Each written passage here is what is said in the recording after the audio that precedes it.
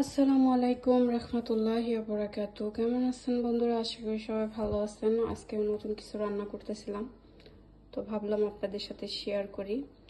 এটা আসলে পটলের মতো দেখতে, কিন্তু পটল না, এটাকে এখানে কুসা বলা হয়। তো এটার ভিতরের যে আবরণটা থাকে সেটা উঠায় নিছি। আর এখানে এই ছোট সাইজের বেগুনগুলো ভিতরের যত আবরণ ছিল ওগুলো উঠাইছি। আর এখানে হয়েছে চাউল, গরুর মাংসের কিমা, ব্ল্যাক পেপার, আর যেমন আস্তা গরম মশলা, জিরা, এলাচ ইত্যাদি ইত্যাদি যা থাকে এগুলো মনে করেন এখানে মিক্সড করা থাকে। 7 প্রকারের মশলা ওইটা দেওয়া হয়, সাথে তেল, আর এক চামচ টমেটো পেস্ট, কেচাপ না পেস্ট একটা, কেচাপ আর একটা। কেচাপটা যেমন মিষ্টি দেওয়া থাকে আর পেস্টটা কোনো মিষ্টি কিছু দেওয়া থাকে না। তো আসলে আমি অলরেডি রেডি করে রাখছি এক পাতিল। এখন হয়েছে এখানে, এটা আমরা বাসায় বানাই মূলত। এটাও টমেটো, যখন আমরা অনেক টমেটো বাগানে হয় তখন এটারে ব্লেন্ডার করে তারপর 20-25 মিনিট জাল করে এরকম বয়মে যদি ভালো করে আটকায় রাখা যায় তাহলে এটা বছর বইরা খাওয়া যায়। তো ওইটা দিয়ে দিলাম আমি 2 বয়ম। আর এই খাওয়ানটা মূলত এই দেশে না, সৌদিতেও খাওয়া হয়। আমি প্রায় বেশ কয়েকটা কান্ট্রিতে দেখছি যে এই খাবারটা অনেকটাই ফেমাস। খাইতে খারাপ লাগে না, ভালো লাগে।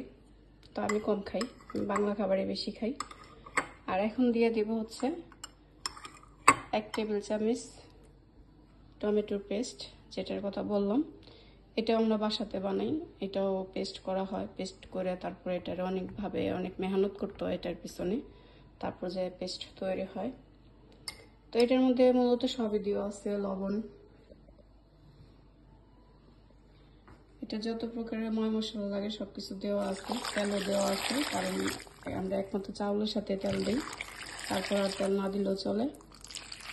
তো এটার এখন পরিমাণ মতো পানি দিয়ে দিলাম। এখন হচ্ছে চুলা ধরাই দিব। প্রায় 30 থেকে 40 মিনিটের মতো রান্না করব, তারপরে এটা মনে করেন খাওয়ার যোগ্য হয়ে যাব। আর খাইতে তো বললামই মোটামুটি ভালোই লাগে।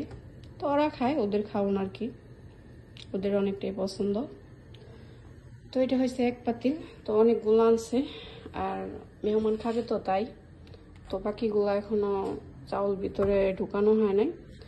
আর এখানে একটা বিষয় হইতেছে, এটা পটল দিয়ে বা আমাদের দেশে বেগুন আছে, বেগুন দিয়েও করা যায়, কিন্তু খেয়াল রাখতে হবে এটা পুরাটা ভরা যাবে না। যখন আপনারা চাইলে এটার ভিতরে দিবেন, মোট কথা কায়াঙ্গুলের, যাতে কায়াঙ্গুলটা থাকে মানে হাফ হাফ ভরতে হবে। যেমন ফুল বললে আপনি এটা ফাইটা যাইব, বা যদি আমাদের দেশেও করেন পটল দিয়া তাও ফাইটা যাইব। তো সেজন্য হাফ বললে পারফেক্ট হইব। তাই আর কি, সবাই ভালো থাকবেন। আল্লাহ হাফেজ।